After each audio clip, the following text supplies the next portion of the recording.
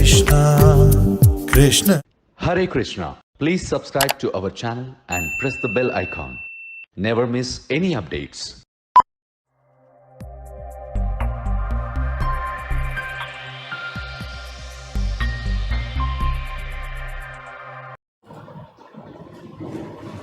हरे कृष्ण नमा ओं विष्णुपादाय कृष्णपृष्ठाय भूतले श्रीमते भक्तिवेदांत स्वामी नितिनामिने नमस्ते सारस्वते देवे गौरवाणी प्रचारिणे निर्विशेष शून्यवादी पाश्चात्यदेशतारिणे जय श्री कृष्ण चैतन्य प्रभु नित्यानंद श्री अद्वैत गदाधर श्रीवासादि गौरभक्तवृंद हरे कृष्ण कृष्ण कृष्ण हरे हरे हरे राम राम राम हरे हरे ओम नमो भगवते वासुदेवाय ओम नमो भगवते वासुदेवाय ओम नमो भगवते वासुदेवाय नारायणं नमस्कृत्य नरं चैव नरोत्तमं देवीं सरस्वतीं व्यासं ततो जयमुदीरयेत् नष्टप्रायेषु भद्रेषु नित्यं भागवत सेवया भगवती उत्तमा श्लोके भक्तिर्भवति नैष्टिकी हरे कृष्ण ఇవాళ మొదటి చాప్టర్ ప్రథమ స్కందంలోని ప్రథమ అధ్యాయంలోని శౌనకాది ఋషులు సూత గోస్వామిని అడిగిన ఈ 6 ప్రశ్నల యొక్క ప్రాముఖ్యత భాగవతం యొక్క ఈ ఫౌండేషన్ ఈ 6 ప్రశ్నలు వీటిని గురించి కొంచెం విశ్లేషిద్దామని చెప్పి ఈ క్లాస్ ఇవాళ టాపిక్ డిసైడ్ చేశాము. సో ఫస్ట్ భాగవతం గురించి మనం అర్థం చేసుకోవాలంటే భాగవత తత్వాన్ని మనం అర్థం చేసుకోవాలి, భగవంతుడి యొక్క తత్వాన్ని అర్థం చేసుకోవాలి. భాగవతంలో ఏమున్నాయి, దేని గురించి మాట్లాడుతుంది, ఎవరి గురించి మాట్లాడుతుంది, దీనికి మనకు తెలియాలంటే ఫస్ట్ భగవద్గీత యొక్క సారాంశం తెలిస్తే భాగవతం యొక్క కనెక్టివిటీ తెలుస్తుంది. భగవద్గీత యొక్క సారాంశం ఏంటి? కృష్ణుడు చివరిగా చెప్పింది సర్వధర్మాన్ పరిత్యజ్య మామేకం శరణం వ్రజ. అన్ని ధర్మాలని వదిలేసి నాకు శరణు తీసుకో. అహం త్వం సర్వపాపేభ్యో మోక్షయిష్యామి మా శుచః. అన్ని పాపాల నుంచి నేను విముక్తి కలిగిస్తాను, నీకు ముక్తిని ప్రసాదిస్తాను అని చెప్పి కృష్ణుడు ప్రామిస్ చేశాడు. ఇప్పుడు మరి ప్రామిస్ చేసినప్పుడు దానికి ప్రాక్టికల్గా ఎలా వ్యవహరించాలి అంటే ఏదైనా మనం ఒక స్టేట్మెంట్ చెప్పినప్పుడు ఆ స్టేట్మెంట్కి తగ్గ వ్యవహారం చేసి చూపించడానికి భగవద్గీత ఎక్కడైతే ఎండ్ అవుతుందో అక్కడి నుంచి భాగవతం మొదలవుతుంది. ఎలా గొప్ప గొప్ప భక్తులు వాళ్ళ జీవితాన్ని భగవంతుడికి ఎలా సరెండర్ చేశారు, వాళ్ళ లైఫ్లో కృష్ణుడు వాళ్ళ సరెండర్ని ఎలా యాక్సెప్ట్ చేసి వాళ్ళందరికీ ప్రాపర్ పాత్ అనేది ఎలా చూపించాడు. భాగవతంలో ఇవి భగవంతుడి యొక్క లీలల గురించి, భక్తుల యొక్క లీలల గురించి పర్ఫెక్ట్గా మనకి ఒక ఎగ్జాంపుల్ సెట్ చేయడానికి విధంగా మనకి ఒక ఉదాహరణ విధంగా ఇవి మనకి వ్యవహరిస్తూ ఉంటాయి అన్నమాట.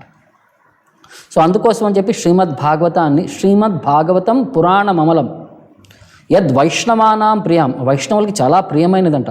ఇది అమల పురాణం. ఇందులో ఇంకా వేరే ఇన్ఫీరియారిటీ సబ్జెక్ట్స్ జనరల్గా ఏంటంటే మనకి అన్ని శాస్త్రాల్లో కూడా చతుఃపురుషార్థ అని అంటారు. ధర్మ అర్థ కామ మోక్ష. ఎలా ధర్మంగా నివసించాలి, దాని నుంచి ఎలా అంటే అంటే డబ్బులను ఎలా సంపాదించుకోవాలి, ఎలాగ ఇంద్రియ సంతృప్తి చేసుకోవాలి, వీటన్నిటిపైన వైరాగ్యం కలిగినప్పుడు ఎలాగ మనం దాన్ని ముక్తిని ఆస్వాదించాలి, వీటన్నిటి నుంచి మనం ముక్తిని ఎలా పొందాలి అని చెప్పి ఒక డైరెక్షన్ మాట్లాడతాయి అనమాట. బట్ భాగవతం మాత్రం వీటన్నిటికీ అతీతంగా 5వ సబ్జెక్ట్ గురించి మాట్లాడుతుంది. అది పంచమ పురుషార్థ కాదు, అది పంచమ పురుషార్థ, చతుఃపురుషార్థ కాదు. దాన్ని లవ్ ఆఫ్ గాడ్ హెడ్ అని అంటారు. భగవంతుడి పైన ప్రేమ, ఆ ప్రేమను ఎలా సంపాదించుకోవాలి, ఎలా భక్తులు భగవంతుడి పైన ఆ ప్రేమను సంపాదించుకొని వాళ్ళు ఎలా ఆ నిర్వచనాన్ని ఉదాహరణగా మనకు చూపించారు, వాళ్ళ యొక్క ఎక్స్ప్రెస్ ఎలా చేశారని చెప్పి ఈ వేరియస్ స్టోరీస్ అనేది మనకి ఉదాహరణ కింద మనకు నిలుస్తాయి అన్నమాట. సో ఫస్ట్ 3 వర్సెస్లో భగవంతుడి యొక్క తత్వాన్ని నిరూపించినాయి. ఫస్ట్ వర్సెస్ జన్మాద్యస్యత అని చెప్పి ఆ వర్స్లో భగవంతుడి యొక్క పొజిషన్ని ఎక్స్ప్లెయిన్ చేసిందనమాట. ఆయన నుంచి సర్వం ఉద్భవించినాయి అని చెప్పి, ఆయన స్వరాట్, ఆయన ఇండిపెండెంట్. తర్వాత జన్మాద్యస్యతో అన్యవాద్ ఎటతరశ్చార్దేషు అభిజ్ఞ, ఆయన కంప్లీట్లీ కాగ్నిజెంట్. ఆయన గురించి కంప్లీట్ డీటెయిల్స్, ఆయన బ్రహ్మకి యొక్క హృదయం నుంచి ఆయన ఇన్స్పైర్ చేసి ఆ వేదిక్ నాలెడ్జ్ అనేది బ్రహ్మకి ఇంపార్ట్ చేశాడని చెప్పి వేరియస్ విధాలుగా కృష్ణుడి యొక్క పొజిషన్ని గ్లోరిఫై చేసిందనమాట. దాని తర్వాత ధర్మ ప్రోజిత కైతవాత్ర, ఇందులో ఎలాంటి కైతవ ధర్మ లేదు. మీరు ఈ పని చేస్తే మీకు ఈ బెనిఫిట్ దొరుకుతుంది, మీరు ఈ పని చేస్తే మీకు బెనిఫిట్ దొరుకుతుంది అని చెప్పి any type of cheating religion is completely discarded out of Bhagavatam అని చెప్పి 2వ వర్ష భాగవతం యొక్క ఉన్నత స్థితి చేస్తుంది అనమాట. తర్వాత 3వ వర్ష వచ్చేసరికి ఇది సుఖదేవ్ గోస్వామి నోటి నుంచి ఉద్భవించింది కాబట్టి ఇది అంటే శుక అంటే ఒక ప్యారెట్, చిలక కొట్టిన పండు ఎంత తీగా ఉంటుంది. మామూలుగా చెట్టు పైన పండు అంటే చాలా తీపి ఉంటుంది, దానికి చిలక కొడితే దాని యొక్క రుచి ఇంకా బాగా పెరుగుతుంది. అలాగే నిగమ కల్పతరోర్ గళితం ఫలం, వేదాల యొక్క చెట్టు, వేదాలు అనేవి ఒక చెట్టులాగా ఉదాహరణ తీసుకుంటే నిగమ కల్పతరోర్ దాని యొక్క గళితం ఫలం, దాని యొక్క ఫలం వచ్చేసరికి ఈ శ్రీమద్ భాగవతం. శుకముఖాద్ అమృత ద్రవ్య సంయుతం, అది శుకముని యొక్క నోటి నుంచి ఉద్భవించింది కాబట్టి అమృత ద్రవ సంయుతం, ఇది అమృతం తుల్యంతో సమానమైంది. పిబత భాగవతం, ఎవరైతే ఈ భాగవతాన్ని తాగుతారో చెవుల ద్వారా, పిబత భాగవతం ముహురహో రసికా భువి భావుక, అంటే గొప్ప భక్తులు దీన్ని ఆస్వాదిస్తారు. దీన్ని ఈ యొక్క స్వీట్నెస్ని వాళ్ళు, అమృత తుల్యమైన ఈ స్వీట్నెస్ని వాళ్ళు చెవుల ద్వారా వింటూ దాన్ని క్వాలిటీని వాళ్ళు ఆస్వాదిస్తారు. అది వాళ్ళకి మాత్రమే రసజ్ఞ, ఆ టేస్ట్ తెలిసిన వాళ్ళకి మాత్రమే దాన్ని ఎక్స్ప్రెస్ చేసి దాన్ని ఎంజాయ్ చేసే కెపాసిటీ వాళ్ళకి తెలుస్తుంది అని చెప్పి ఈ 3 వర్సెస్ భాగవతం యొక్క గ్లోరిఫికేషన్ చేస్తాయి అన్నమాట. దాని తర్వాత సూత గోస్వామి, నిన్నటి ప్రవచనంలో సూత గోస్వామి యొక్క క్వాలిఫికేషన్స్ విన్నాము, శౌనకాది ఋషుల యొక్క క్వాలిఫికేషన్స్ విన్నాము. ఎందుకంటే పర్ఫెక్ట్ డిసైపుల్, పర్ఫెక్ట్ గురువు ఉన్న చోట పర్ఫెక్ట్ క్వశ్చన్స్ వస్తాయి. ఆ పర్ఫెక్ట్ క్వశ్చన్స్ వల్ల పర్ఫెక్ట్ ఆన్సర్స్ అనేవి అని చెప్పి వాళ్ళిద్దరి యొక్క డిస్కషన్లో మనకి వాళ్ళ యొక్క క్వాలిఫికేషన్స్ అని అర్థం చేసుకున్నాం అనమాట. దాని తర్వాత ఏం జరిగింది, 1వ స్కందము, మొదటి అధ్యాయము 9వ వర్ష నుంచి 23వ వర్ష వరకు వీళ్ళు ఆల్మోస్ట్ 6 క్వశ్చన్స్ మనల్ని, అంటే వాళ్ళు సూత గోస్వామి ముందు ప్రశ్నిస్తారు. ఆ క్వశ్చన్స్ యొక్క ప్రాముఖ్యత ఏంటి, వీటి యొక్క ఆన్సర్లు మనకి ఎక్కడ దొరుకుతాయి భాగవతం అనేది రెస్ట్ ఆఫ్ ది భాగవతంలో అది ఆన్సర్ చేయబడి ఉంటుంది అనమాట. సో ఫస్ట్ ఈ 6 క్వశ్చన్లు అర్థం చేసుకునే ముందు ఈ ఫస్ట్ చాప్టర్లో ఇంకొక 5 అర్థాలని మనం ఫస్ట్ వాటి యొక్క ప్రాముఖ్యతను అర్థం చేసుకుంటే ఈ 6 క్వశ్చన్స్ యొక్క విశిష్టతను మనం అర్థం చేసుకుంటాం. సో ఫస్ట్ ఏంటంటే భగవంతుడి యొక్క పొజిషన్ మనం అర్థం చేసుకోవాలి, భాగవతం యొక్క పొజిషన్ మనం అర్థం చేసుకోవాలి. తర్వాత భక్తి యొక్క తత్వాన్ని మనం అర్థం చేసుకోవాలి. ఎవరైతే శ్రద్ధగా వినమ్రతతో దీనికి ఒక ఆచరణలో పెట్టి దీన్ని వింటూ ఉంటారో వాళ్ళకి మాత్రమే ఈ భగవంతుడి యొక్క తత్వం అర్థమవుతుందని చెప్పి ఫస్ట్ ఒక క్వాలిఫికేషన్ చెప్తుందనమాట. ఇందులో ఇక వేరే గమ్యాలు ఏముండో, భగవంతుని ఎలా చేరాలని చెప్పి ఒక గమ్యం తప్ప ఇంకా వేరే అర్థాలు ఏమి ఇది భాగవతం చూపించదు. తర్వాత ఈ భాగవత్ 2వ పాయింట్ వచ్చేసరికి ఎవరి ద్వారా అనాలి, ఇది మనం చేయాలి భగవద్గీత భాగవతానుసారం మనం తత్ర అంజసాయుష్మన్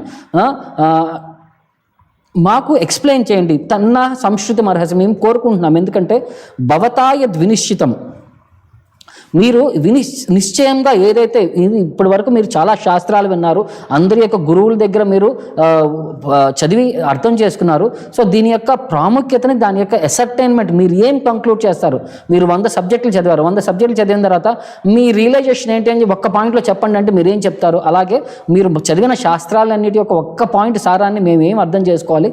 భవతాయ ద్వినిశ్చితం, నిశ్చితం అంటే సర్టెన్, వినిశ్చితం అంటే ఇది అసర్టైన్డ్ అనమాట, ఇది నెక్స్ట్ లెవెల్ ఆఫ్ సబ్జెక్ట్ అనమాట. ఈ భవతాయ ద్వినిశ్చితం, మీరు ఏమైతే నిశ్చయంగా మీరు ఏదైతే చెప్తున్నారో భవతాయ ద్వినిశ్చితం, దానివల్ల ఏమవుతుందంటే పుంసాం ఏకాంతత శ్రేయ, మనుషులకి పుంసాం ఏకాంతత శ్రేయ, అది అబ్సల్యూట్ అండ్ అల్టిమేట్ గుడ్. దీని తర్వాత ఇంకా వేరే బెటర్ సబ్జెక్ట్ అనేది ఇంకా వేరే ఏమీ ఉండదు, ఇంకొక ఆప్షన్ లేదు. అదేవిధంగా పుంసాం ఏకాంతత శ్రేయ తన్న సంస్కృతి అర్హసి, మేమంతా అది వినాలని కోరుకుంటున్నాము మీ నోటి ద్వారా. ఆ ఎసెన్స్ని మేము అందరికీ ఏది మంచిది, ఏది వింటే వాళ్ళకి, ఏది చేస్తే వాళ్ళకి భగవంతుడి తత్వం గురించి వాళ్ళు అర్థం చేసుకుంటే అది దానివల్ల వాళ్ళు ఏమి చేస్తే అది వాళ్ళకి మంచి జరుగుతుంది, అది అబ్సల్యూట్ మంచిది అనమాట. ఇంకా దీనికంటే మించిది ఇంకేమీ ఉండదు ఈ భౌతిక సృష్టిలో అన్న విధంగా అలాంటి టాపిక్ని మాకు ఎక్స్ప్లెయిన్ చేయండి అని చెప్పి వాళ్ళు రిక్వెస్ట్ చేస్తున్నారనమాట.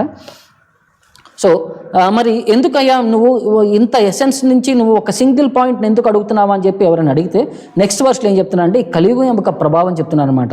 ఎందుకంటే ప్రాయేణ అల్పాయుష, మనకి అల్పాయుషులం అండి. ఎందుకంటే మనం ఎప్పుడు చనిపోతాం, అంతకుముందు అంటే ఒక నిర్దిష్టత ఏజ్ అనేది ఆ ఏజ్ వచ్చేంత వరకు అందరూ బతికేవారు. ఒక 90 ఏళ్ళు 100 ఏళ్ళు అనుకుంటే 90 ఏళ్ళ వరకు రోగాలు రాకుండా బతికేవారు అనమాట. ఇప్పుడు ఒక 30-40కే లేకపోతే పుట్టినప్పుడో చనిపోతూ ఉంటాం. ఏ విధంగా చనిపోతాం కూడా మనకు తెలియదు, ఎన్నో విధాలుగా చనిపోతూ ఉంటాం. పరాయణ అల్పాయుష, మన అన్ని అల్పాయుషులు సభ్య జనాలందరికీ. కలో అస్మిన్ యుగే జనా, ఈ కలియుగంలో మనుషులందరికీ కూడా అల్పాయుషులు. తర్వాత మందహ, వాళ్ళు చాలా స్లో. సుమందమతే, వాళ్ళ ఇంటెలిజెన్స్ అనేది షార్ప్గా ఉండదు, చాలా మందబుద్ధిగా అనమాట. తర్వాత మంద భాగ్య, వాళ్ళు అన్ఫార్చునేట్ పీపుల్ అనమాట. వాళ్ళు ఏం చేసినా సరే అవన్నీ ఉపద్రవాలకే, అది మంచి చేద్దామని వెళ్ళినా సరే వాడికి చెడే ఎదురవుతుంది అనమాట. మంద భాగ్య హి ఉపద్రవత అంటే వాళ్ళందరూ ఫుల్ ఆఫ్ యాంగ్జైటీ, ఎప్పుడు కూడా యాంగ్జైటీలోనే ఉంటూ ఉంటారు. సో ఈ విధంగా ఈ తత్వాల్ని మనం అర్థం చేసుకోవడానికి కలియుగం యొక్క లక్షణాలు ఇది మనకు ప్రజెంట్ చేస్తుందన్నమాట. సో ఈ భావంలో కనుక మనం భగవంతుడిని భాగవతాన్ని మనకి అర్థం చేసుకోవాలంటే కలియుగం యొక్క షార్ట్ స్పాన్ ఆఫ్ లైఫ్ ఉంది. ఆ షార్ట్ స్పాన్లో మనం భగవంతుని మనం అర్థం చేసుకోగలిగాం. ఎందుకంటే అల్పాయుష్లో మనమంతా చాలా అల్పాయుష. ఎందుకంటే ఎందుకు ఈ అల్పాయుష్ వచ్చేసిందంటే మనం వీఆర్ ఈ చాలా చెడ్డ హ్యాబిట్స్ ఉన్నాయి మనకి ఆహార విషయంలో, అంటే అన్నిటి విషయాల్లో ఆహార నిద్ర భయం అయితే ఇవన్నిటి విషయాల్లో కూడా చాలా చెడ్డ హ్యాబిట్స్ ఉన్నాయి. తర్వాత meet eating, intoxication, gambling, illicit sex, వీటన్నిటి వల్ల కూడా మనం జీవన ఆయుష్ని మనం కోల్పోయాము అని చెప్తున్నాయి అనమాట. నెక్స్ట్ చాలా లేజీ అనమాట. ఎందుకంటే లేజీ ఏ విధంగా అంటే ఆధ్యాత్మిక పరంగా చాలా లేజీ, భౌతిక పరంగా చాలా యాక్టివ్ అని చెప్పి అనుకుంటాం. మేము పొద్దున్నే లేస్తున్నాము, మన ఆఫీస్ పనులు చూసుకుంటున్నాము, అటు ఇటు పరిగెత్తున్నామా, పొద్దున్నే రాత్రి వరకు బిజీగా ఉన్నాము. మరి లేజీ అని అంటారు. ఎందుకయ్యా లేజీ అని అంటే ఆధ్యాత్మిక పరంగా ఏది సత్యము ఏది అసత్యం అని చెప్పి తెలుసుకోవడానికి మనం చాలా లేజీగా ఉంటాము. ఈ మనిషి జీవనాన్ని మనం అంతిమ గమ్యం ఏంటనేది ఆ విధంగా కూడా నేర్చుకోవడానికి మనం చాలా లేజీగా వ్యవహరిస్తాము. ఇంకోటి, ఈ మనిషి జీవితం నుంచి భగవంతుని చేరుకోవడానికి కూడా ఆ ఆలోచన పరంగా కూడా ఆలోచన వచ్చిన తర్వాత కూడా దాన్ని ఆచరణలో పెట్టడానికి కూడా మనం చాలా లేజీగా వ్యవహరిస్తాము. అందుకని లేజీ అని చెప్తుంటారు అనమాట.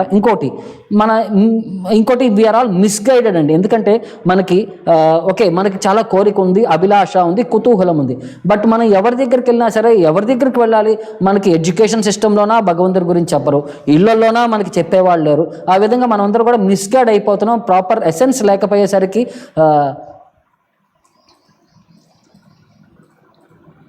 మనం అందరూ విల్ బి ఇన్ కన్ఫ్యూషన్ అనమాట. ఎందుకంటే మన ప్రాపర్ గైడెన్స్ లేకపోయేసరికి మనకి ఎక్కడ ఇంట్లో, సొసైటీలో, స్కూల్లో, కాలేజీలో, ఎడ్యుకేషన్ సిస్టంలో ఎక్కడా కూడా మనకి ప్రాపర్ గైడెన్స్ ఇవ్వక వాళ్ళందరూ కూడా అసలు గైడెన్స్ ఇవ్వకుండా మనల్ని మిస్గైడ్ చేస్తుంటారని చెప్తుంటారు అనమాట. తర్వాత మనం అన్లక్కీ అండి, మనం అన్ఫార్చునేట్ పీపుల్ అనమాట. ఎందుకంటే మనకి ఎంత డైవర్షన్స్ ఉన్నాయంటే ఒక చోట కూర్చొని అంటే మనం మెడిటేట్ చేద్దామన్నా సరే వేరే డిస్టర్బెన్స్ లేకుండా మన మొబైలే పెద్ద డిస్టర్బెన్స్, మన మైండ్ ఇంకొక పెద్ద డిస్టర్బెన్స్, మన సొసైటీ ఇంకొక పెద్ద డిస్టర్బెన్స్. ఈ విధంగా నువ్వు ప్రశాంతంగా ఉండాలన్నా సరే మనం ఉండనివి అనమాట. మనం అన్లక్కీ అనమాట ఈ విధంగా. తర్వాత ప్లస్ ఒక మంచి అసోసియేషన్ దొరికినా సరే మన యాంగ్జైటీయే మనల్ని పెద్ద డిస్టర్బెన్స్ కారకం అయిపోతుంది అనమాట. అది మనల్ని చాలా డైవర్ట్ చేసేస్తూ ఉంటుంది. తర్వాత మోడర్న్ ఎడ్యుకేషన్ సిస్టంలో ఏంటంటే దీనివల్ల ఒకప్పుడు గురుకులం అనే సిస్టమ్ ఉండేది. ఆ గురుకులం సిస్టమ్ని ఇప్పుడు మొత్తం కంప్లీట్గా స్టాప్ చేసేసారు గురుకుల సిస్టమ్ని. దానివల్ల ఏమవుతుందంటే ప్రాపర్ ట్రైనింగ్ అనేది ఎవరికీ దొరకట్లేదు, బ్రహ్మచార్య ఆశ్రమంలో దొరకట్లేదు, గృహస్థ ఆశ్రమంలో కూడా ఎవరికి దొరకట్లేదు. ఆధ్యాత్మిక విలువలపైన ఎవరికి ఇంట్రెస్ట్ లేదు. దీంట్లో కూడా వాళ్ళకి దీనికి ఇంట్రెస్ట్ చూపించరు. వాళ్ళందరికీ ఒక బేసిస్ ఆఫ్ లైఫ్ ఏంటంటే ఒక స్టాండర్డ్ ఆఫ్ లైఫ్ అంటే సెన్స్ గ్రాటిఫికేషన్ ఇది స్టాండర్డ్ ఆఫ్ లైఫ్ అని చెప్పి వాళ్ళు తీసుకున్నారు. ఇంద్రియ సంతృప్తే మాకు బేసిస్, మాకు అర్థం చేసుకోవడానికి మాకు ఇదే ఆస్కారం అన్నట్టు వాళ్ళు వ్యవహరిస్తున్నారనమాట. హర్బల్ వీడియో స్టాప్ हो गया क्या? कुछ मैसेज आया?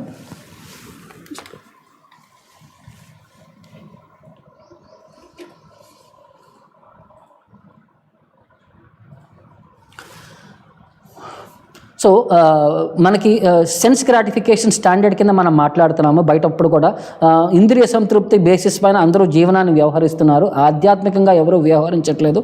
ఇంకోటి, ఎవరి కాళ్ళు రిలీజియస్ సిస్టమ్స్ అంటే ధర్మాలంటే వాళ్ళకి వాళ్ళు కొంకాక్ట్ చేసేసుకున్నారు. ధర్మం అంటే ఇదే, నా ప్రకారం ఇది ధర్మం అని చెప్పి వాళ్ళు ఎవరికాడు కొంకాక్టెడ్ రిలీజియన్ చూసుకున్నాడు, కానీ రియల్ రిలీజన్ అనేది ఎవరు పట్టించుకోవట్లేదు. ఈ విధంగా మనం అందరూ కూడా అన్ఫార్చునేట్ సిచ్యువేషన్ ఇలాంటి సొసైటీలో ఉండటానికి మనం ఏం చేయలేము, మనం సజెస్ట్ చేయలేము. ఇంకోటి ఏంటంటే కలియుగం యొక్క క్వారల్సమ్ నేచర్. ఇద్దరు మనుషులు పక్కన ఉన్నారంటే ఊరినే గొడవ వచ్చేస్తాయి అనమాట. అది కలియుగం యొక్క ప్రభావం అన్నమాట, కలి ప్రభావం. అలాంటి మనం ఈ ఏజ్లో ఉన్నాం కాబట్టి ఇవన్నిటి యొక్క మిస్ఫాల్ట్స్ ఉన్నాయి మన అందరిలో. సో దానివల్ల వాళ్ళు ఏం రిక్వెస్ట్ చేస్తున్నారంటే, మాకు ఇంత చదివి అంత ఓపిక లేదండి, అన్ని శాస్త్రాలని మొత్తం చదివి వాటన్నిటి యొక్క ఎసెన్స్ని మేము అర్థం చేసుకోవాలంటే చాలా కష్టం. అందుకని చెప్పి మీరే మాకు what is best for us, భగవంతుని చేరుకోవడానికి సింప్లెస్ట్ అండ్ ఈజియెస్ట్ పాత్ని మీరు సజెస్ట్ చేయండి అని చెప్పి వాళ్ళు కోరుకున్న ఫస్ట్ క్వశ్చన్ యొక్క సిగ్నిఫికెన్స్ అండి. తర్వాత దాని అదే పాయింట్ మళ్ళీ ఫర్దర్ కంటిన్యూ చేస్తూ, భూరిని భూరి కర్మాణి శ్రోతవ్యాని విభాగశః అతః సాధోగత్ర యత్సారం సముద్రత్యా మనీషయ బ్రూహి భద్రాయ భూతానాం ఏన ఆత్మ సుప్రసీదతి. ఎందుకంటే మనకి శాస్త్రాలు ఎన్నో డివిజన్స్ ఉన్నాయి, శాస్త్రాలు ఎన్నో రకాల శాస్త్రాలు ఉన్నాయి. వేదాలు ఉన్నాయి, ఉపనిషత్తులు ఉన్నాయి, పురాణాలు ఉన్నాయి, ఉపపురాణాలు ఉన్నాయి, ఉపనిషత్తులు ఉన్నాయి, ధర్మశాస్త్రాలు ఉన్నాయి, మనకి ఇతిహాసాలు ఉన్నాయి, వేదాంత సూత్రం ఉంది, భాగవతం ఉంది. ఈ విధంగా ఎన్నో రకాల రిలీజియస్ స్క్రిప్చర్స్ ఉన్నాయి. వీటన్నిటిలో శ్రోతవ్యాన్ని విభాగశః వినటానికి ఎన్నో డివిజన్స్ ఉన్నాయి. బట్ వాటన్నిటిలో డిఫరెంట్ టైమ్స్ ప్రకారం డిఫరెంట్ డ్యూటీస్ని ఎక్స్ప్లెయిన్ చేశారు. భూరిని భూరి కర్మాని ఎన్నో విధాలుగా అవి డైరెక్ట్ చేస్తున్నాయి అనమాట. భూరిని భూరి కర్మాని. సో వీటన్నిటిని మనం చదువుకోవాలనుకుంటే ఎన్ని సంవత్సరాలు టైం పడుతుంది, వాటన్నిటిని కరెక్ట్గా అర్థం చేసుకొని వాటిని ఆచరణలో పెట్టడానికి ఎన్ని సంవత్సరాలు టైం పడుతుంది. అందుకని చెప్పి అతః సాధో, ఓ గొప్ప సూత గోస్వామి, మీరు సముద్రత్యా మీరు స్పెసిఫిక్గా సెలెక్ట్ చేయండి ఏది మంచిదనేది. సారం మనీషయ, వీటి యొక్క శాస్త్రాల యొక్క కంప్లీట్ సారాన్ని మాకు ఈ మానుష్య జాతికి మీరు అందచేయండి. సారం మనీషయ. అండ్ ఎందుకయ్యా అంటే ఇది మా అందరి శ్రేయస్సు కోసం. బ్రూహి మనుషుల యొక్క భద్రాయ, ఫర్ దేర్ గుడ్, అంటే మంచి కోరుకునే విధంగా మీరు జీవులందరికీ వాళ్ళకి బ్రూహి భద్రాయ భూతానాం మాకు ఎక్స్ప్లెయిన్ చేయండి, ఆ మంచితనంగా మీరు మాకు చెప్పండి. ఆ సబ్జెక్ట్ వల్ల ఏన దేవక్యాం వాసుదేయ సూత జానాసి భద్రంతే. ఓ సూత గోస్వామి, నీకు ఎల్లప్పుడూ మా ఆశీర్వాదం ఉంటుంది. భద్రం అంటే ఆశీర్వాదం.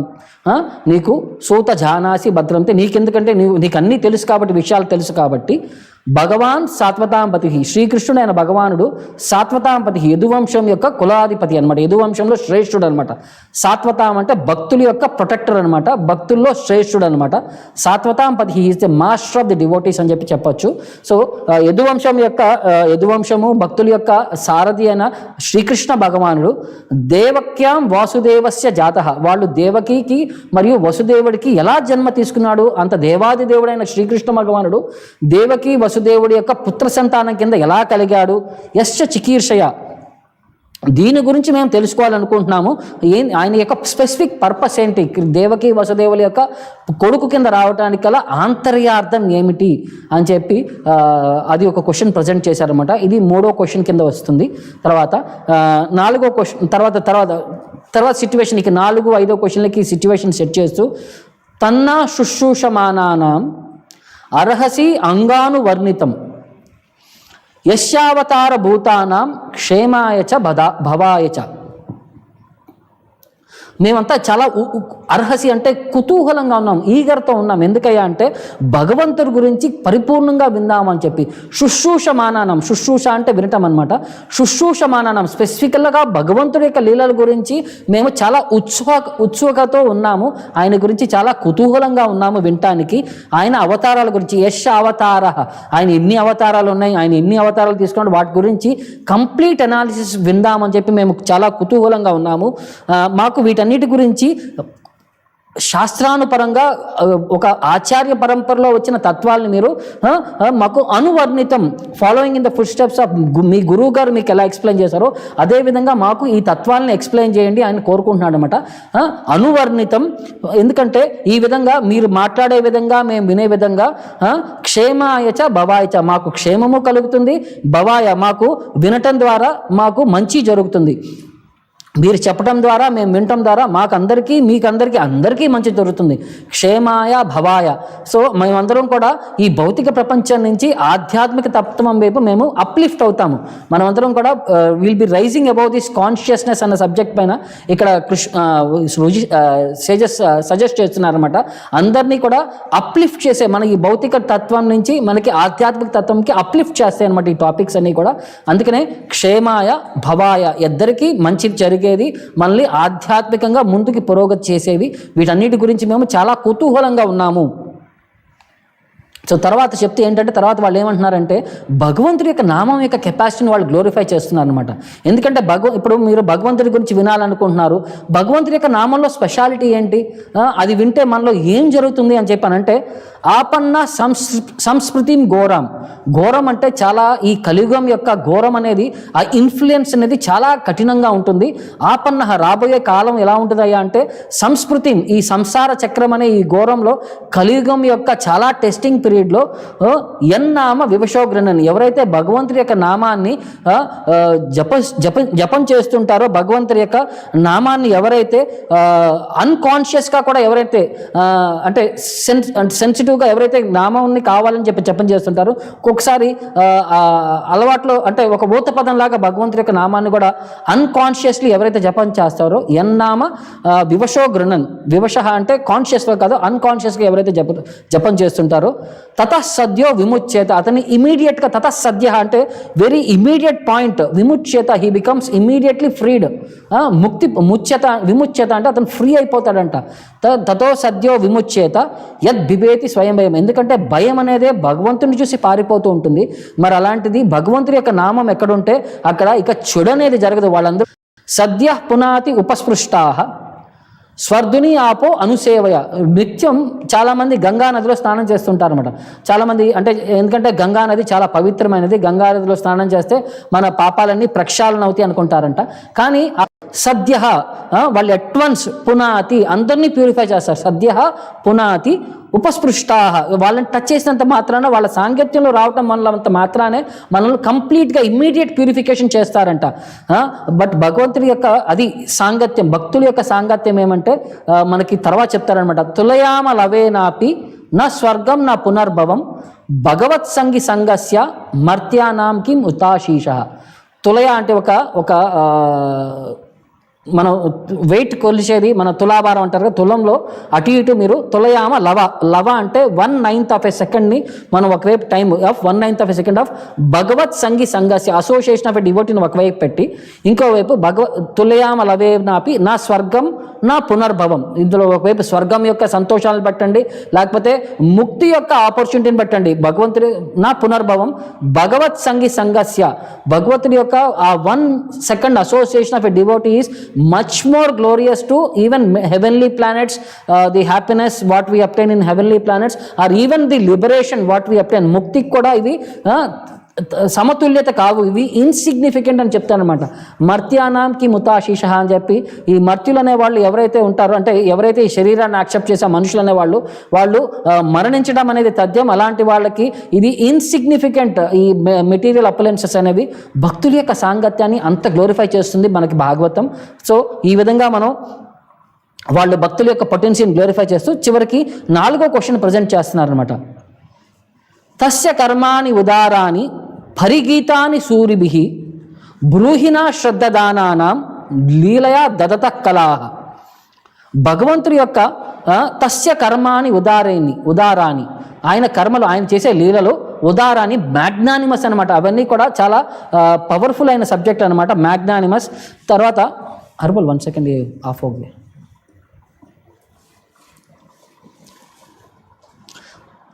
తస్య కర్మాని ఉదారాన్ని, ఇవన్నీ కూడా మ్యాగ్నిఫిషియంట్ అండ్ గ్రేషియస్ యాక్టివిటీస్ అనమాట భగవంతుడి యొక్క లీలలు. తర్వాత గొప్ప గొప్ప పరిగీతాన్ని సూరిభిః, గొప్ప గొప్ప భక్తులు వీటిని పాడుతూ ఉంటారన్నమాట భగవంతుడి యొక్క లీలలు. నారదముని లాంటి వాళ్ళు ఎప్పుడు కూడా ఆయన వీణ పైన భగవంతుడి యొక్క నామాల్ని, భగవంతుడి యొక్క లీలల్ని నిత్యం కీర్తిస్తూ ఉంటారు. తర్వాత అలాంటి వారు మాకు ఎక్స్ప్లెయిన్ చేయండి, ఎందుకంటే బ్రూహినా శ్రద్ధదానాన, మేమంతా కూడా చాలా శ్రద్ధగా మీ దగ్గర కూర్చొని ఉన్నాము, మీ గురించి మేము వినటానికి చాలా కోరికతో ఉన్నాము, అభిలాషతో ఉన్నాము అని చెప్పి తన్న బ్రూహినా శ్రద్ధదానానాం లీలయా దదత కళ ఎన్ని అవతారాలు తీసుకున్నారు వాళ్ళ యొక్క అవతారాల్లో వేరియస్ లీలల గురించి విందామని చెప్పి మేము చాలా శ్రద్ధగా కూర్చొని ఉన్నాము. మాకు వినడానికి మాకు చాలా పేషెన్స్ ఉంది, చాలా కోరిక ఉంది, చాలా ఉత్సుకత ఉంది, ఉబలాత ఉంది. అలాగే అంటే మన తెలుగులో వీటన్నిటి యొక్క వేరియస్ వర్డ్స్ని మనం ఎక్స్ప్లెయిన్ చేయొచ్చు. వాళ్ళ యొక్క సిన్సియారిటీ.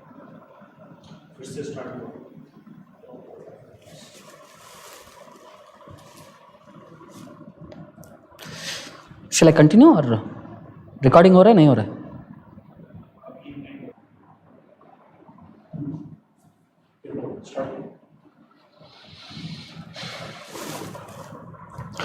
తర్వాత 5వ క్వశ్చన్ వాళ్ళు ప్రజెంట్ చేస్తూ ఆఖ్యాహి హరేర్ ధీమన్ అవతార కథ శుభాః లీలయా విదత స్వైరం ఈశ్వరస్య ఆత్మమాయయ.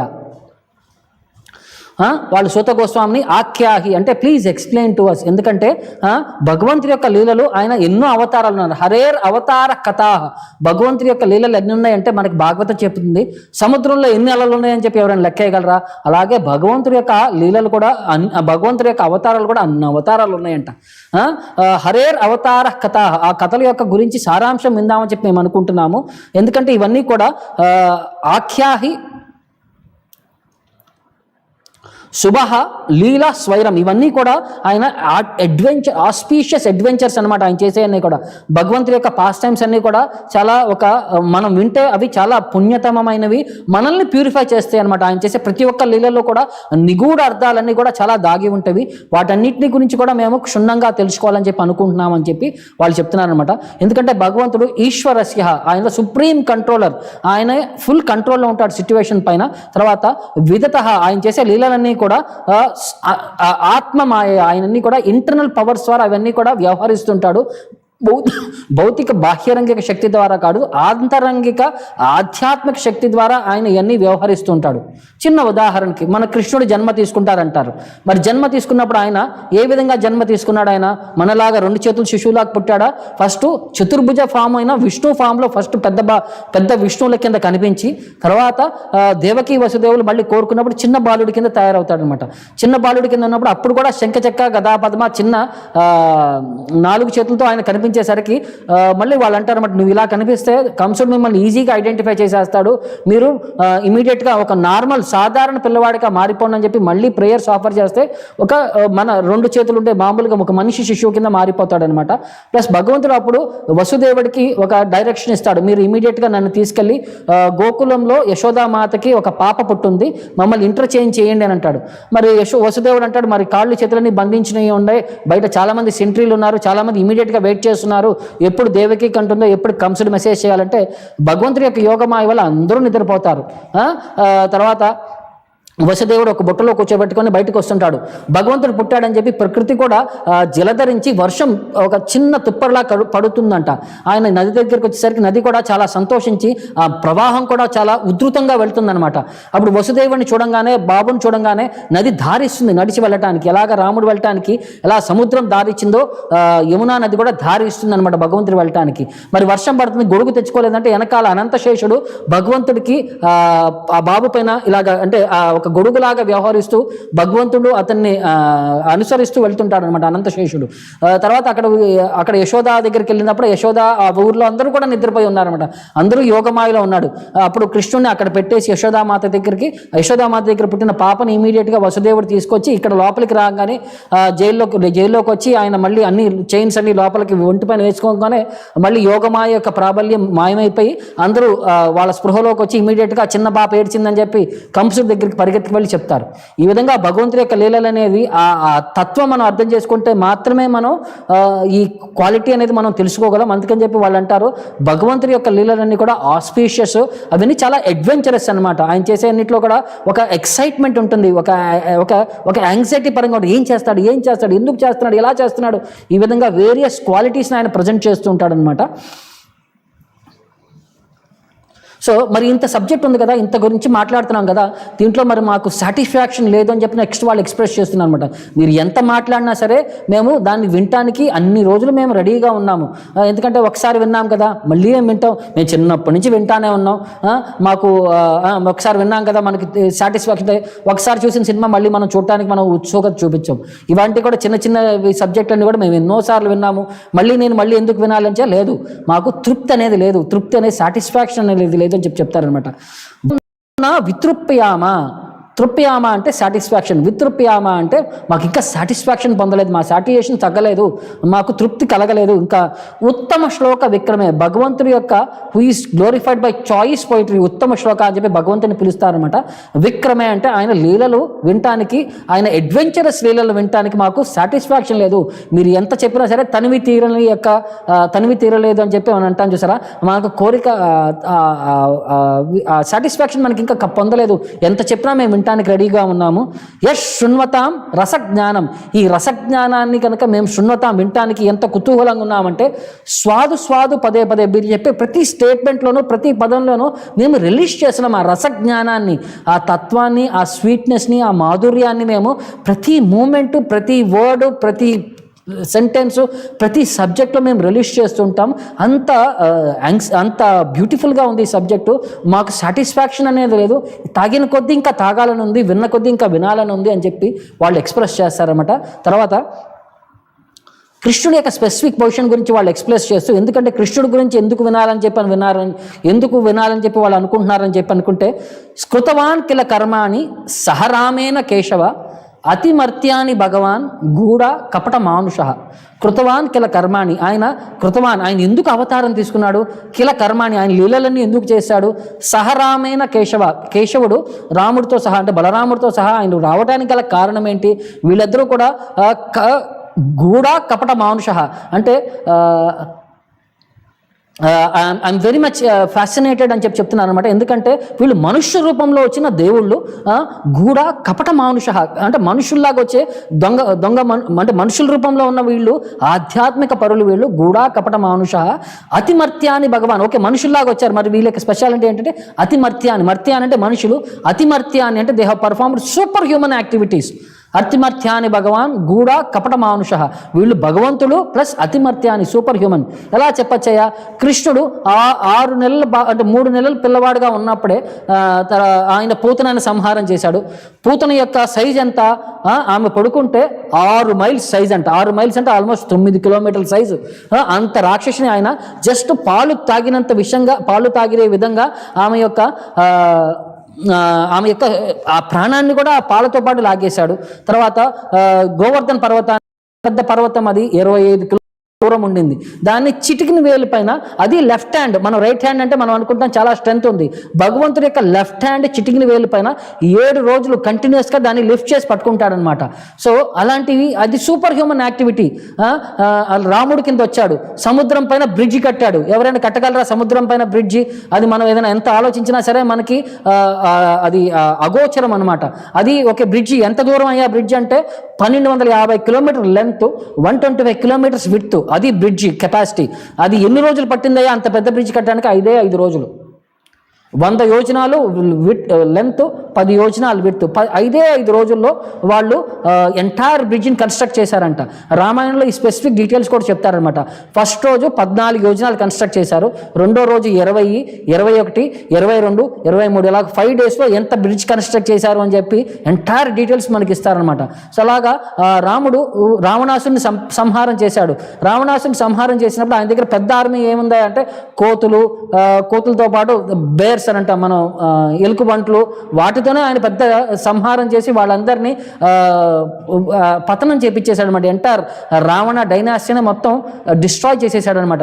సో భగవంతుడి యొక్క అది స్పెషల్ కెపాసిటీ, ఆయన లీలల యొక్క సూపర్ హ్యూమన్ యాక్టివిటీస్ యొక్క ఇది స్పెసిఫిక్ నిర్దేశత అని చెప్పి లైక్ కృష్ణుడు అప్పుడు కూడా చూడండి, ఆయన ఒక్కడే 16,108 మంది భార్యలు ఉన్నారు, వాళ్ళందరికీ కూడా 16,108 మంది అంతఃపురాలు నిర్మించాడనమాట. వాటి అంతఃపురంలో సృష్టిలో ఉండే బెస్ట్ ఐటమ్స్ అన్ని తీసుకొచ్చి ఈచ్ అంతఃపురంలో ఆయన ఎస్టాబ్లిష్ చేశాడు. దాంతోపాటు ఆయన పర్సనల్గా 16,108 ఫార్మ్స్లో ఆయన ఎక్స్పాండ్ అయ్యి ప్రతి భవనంలో కూడా ప్రతి ఒక్క వైఫ్తో పర్సనల్గా అసోసియేట్ అయ్యే అవకాశాన్ని ఆయన కలిగించాడు. ఇలాంటి సూపర్ హ్యూమన్ యాక్టివిటీస్ని భగవంతుడు చేశాడని చెప్పి వీటన్నిటి గురించి యొక్క ప్రాముఖ్యత విందామని చెప్పి అనుకుంటున్నామని చెప్పి this is what the sages have requested అనమాట. కొంచెం ఇంటర్నెట్ ప్రాబ్లం ఉంది, దానివల్ల కొంచెం బఫర్ అవుతుందండి. కొంచెం మీరు అంటే we have to bear problem, అది ఇంటర్నెట్ ప్రాబ్లం అనమాట. సిస్టమేటిక్గా మనకి సోర్స్ దొరకట్లేదు ఇంటర్నెట్. తర్వాత చివరికి కృష్ణుడి యొక్క కృప వాళ్ళపైన ఎలా కలిగింది అని చెప్పి వాళ్ళు కృష్ణుడిని గ్లోరిఫై చేస్తూ త్వం నా సందర్శితో దాత్ర దుస్తరం నిశ్చితీర్షతాం కలిం సత్వహరం పుంసాం కర్ణధార ఇవార్ణవం. వాళ్ళు ఏం చెప్తున్నారంటే భగవంతుడి యొక్క కృప వల్ల మిమ్మల్ని మేము కలిసే అవకాశం దొరికింది మాకు. త్వంనా సందర్శిత అంటే మిమ్మల్ని మేము కలిసే భాగ్యం ధాత్ర, భగవంతుడి యొక్క కృప వల్ల మాత్రమే మేము మిమ్మల్ని కలవగలిగాము. ఎందుకంటే కర్ణధార, మిమ్మల్ని మేము ఈ భౌతిక జగత్తుని క్రాస్ చేయడానికి ఒక స్పెషల్ పడవని మేము ఎంచుకున్నాము. ఆ పడవ యొక్క కెప్టెన్ మీరు. తర్వాత ఎవరైతే ఈ భౌతిక ప్రపంచాన్ని ఈ సంసార చక్రం అనే ఈ సాగరాన్ని దాటడానికి ఎవరైతే ప్రయత్నిస్తుంటారో ఇది ఆర్ణవం అంటే సముద్రం అనమాట. ఎప్పుడు కూడా పెద్ద పెద్ద అలలు వస్తుంటాయి. దుస్తరం నిశ్చితీర్షతాం, అవన్నీ కూడా చాలా దుస్తరం, చాలా డేంజరస్ అలలు అనమాట. అవన్నీ కూడా డివాస్టేటింగ్ కెపాసిటీలో ఉంటాయి అనమాట. అవన్నీ కూడా విధ్వంసక క్యాలిబల్ అనమాట ఈ భౌతిక ప్రపంచం అనేది. దాని నుంచి దాటాలంటే మాకు ఒక స్పెషల్ బోట్ కావాలి. ఆ బోట్కి ఒక స్పెషల్ క్యాప్టెన్ కలగాలి. మాకు ఎటు దిశానిర్దేశం అనేది మనకు తెలియాలంటే అది ఒక స్పెసిఫిక్ ఆచార్య కలగాలి. అది భగవంతుడి కృప వల్ల మీరు మాకు పొందారు. మిమ్మల్ని మేము ఆ క్యాప్టెన్ కింద మేము ఎన్నుకున్నాము. దీనివల్ల ఈ కలియుగం యొక్క ఇంపాక్ట్ ఏంటయ్యా అంటే కలిం సత్వహరం పుంసాం, మనుషుల్లో ఉండే మంచితనాన్ని మొత్తం సర్వం నాశనం చేసేస్తుందంట. సత్వహరాం పుంసాం, మనుషుల యొక్క మొత్తం ఎసెన్స్ని అది చేస్తుంది అని చెప్తున్నారనమాట. ఇది మీకు all this happened by the will of the lord.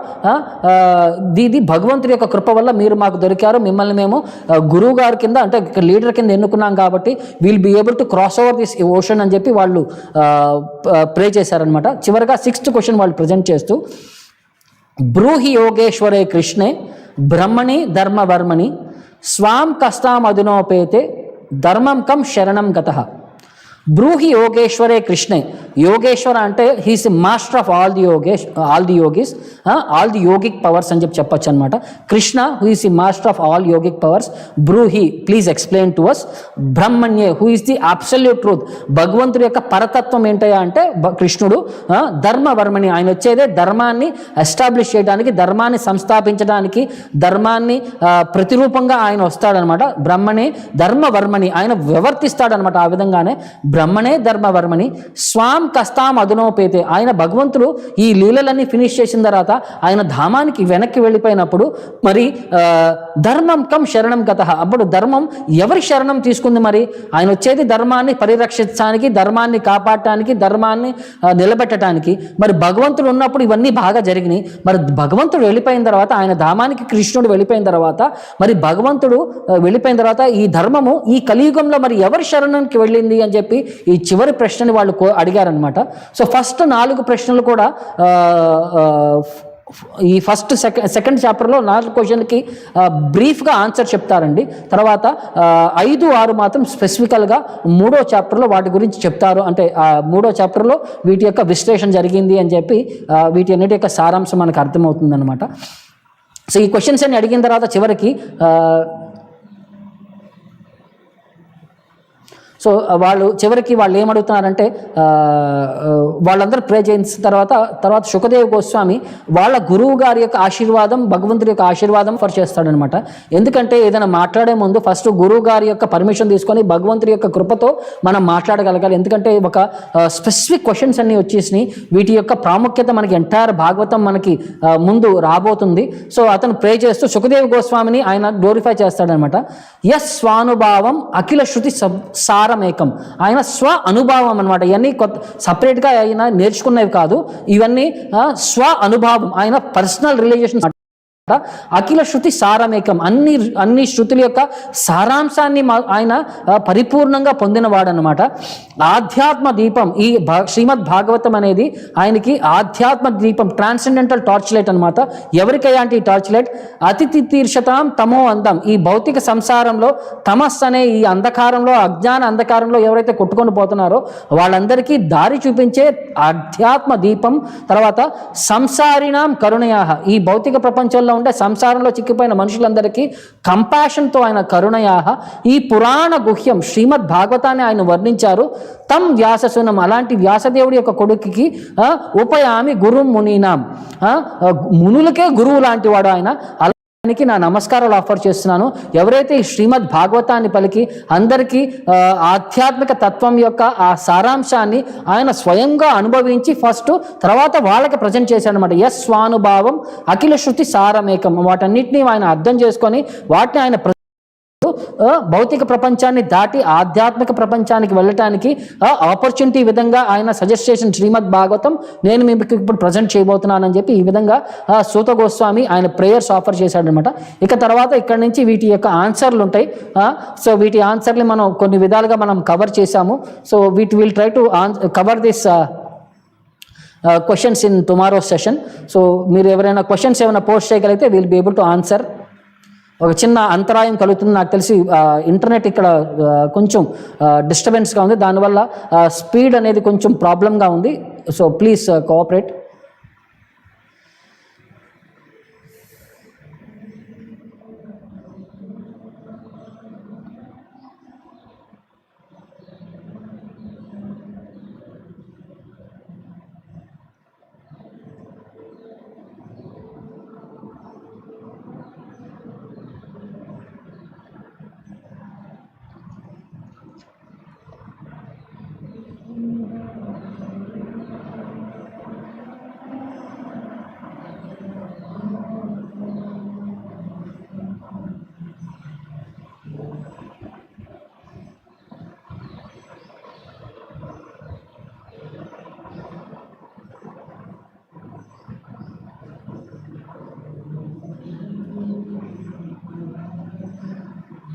So questions ఎవరైనా ఉంటే పోస్ట్ చేస్తే will be able to answer that questions.